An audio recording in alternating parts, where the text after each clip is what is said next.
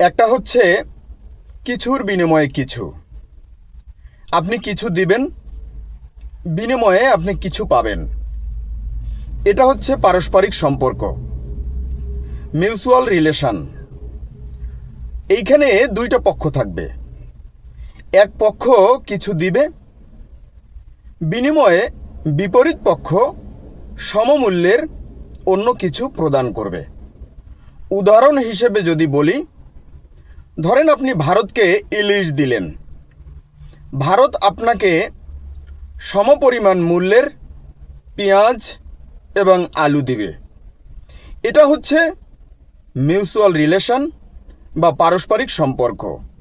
এখানে সম অধিকার এবং সমমর্যাদা থাকে। আরেকটি হচ্ছে কিছুর বিনিময়ে টাকা। অর্থাৎ আপনি কিছু দিবেন, বিনিময়ে অপরপক্ষ আপনাকে টাকা দিবে। আপনি মেধা এবং শ্রম দিবেন, বিনিময়ে আপনি টাকা পাবেন।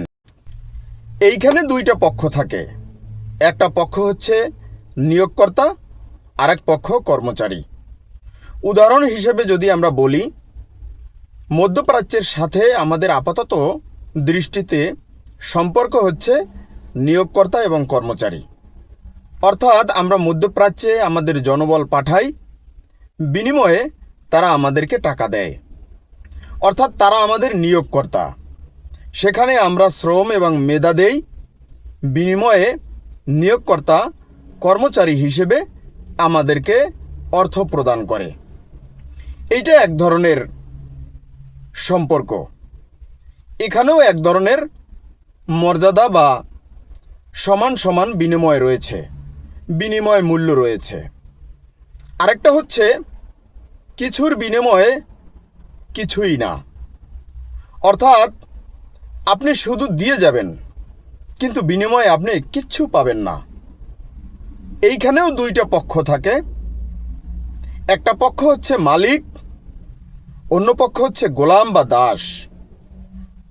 মালিক শুধু নিয়ে যাবে, কিন্তু কিছুই দিবে না। আর গোলাম শুধু তার মেধা এবং শ্রম, অর্থ সম্পদ সব কিছু দিয়ে যাবে, কিন্তু বিনিময়ে মালিক তাকে কিছুই দেবে না। শুধু বেঁচে থাকার জন্য কিছুটা নুন পান্তা হয়তো দিলেও দিতে পারে। এখন আপনারাই নির্ধারণ করেন যে বিগত 17 বছর ভারতের সাথে আমাদের কোন পর্যায়ের সম্পর্ক ছিল।